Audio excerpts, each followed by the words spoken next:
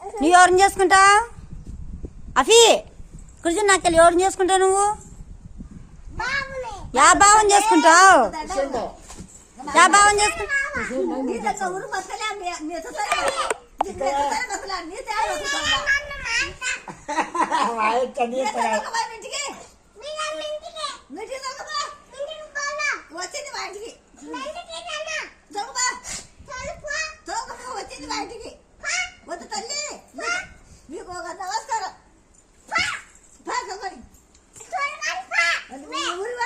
ఎవరిని చేసుకుంటావు అఫీ అంటే ఇక్కడ అఫీ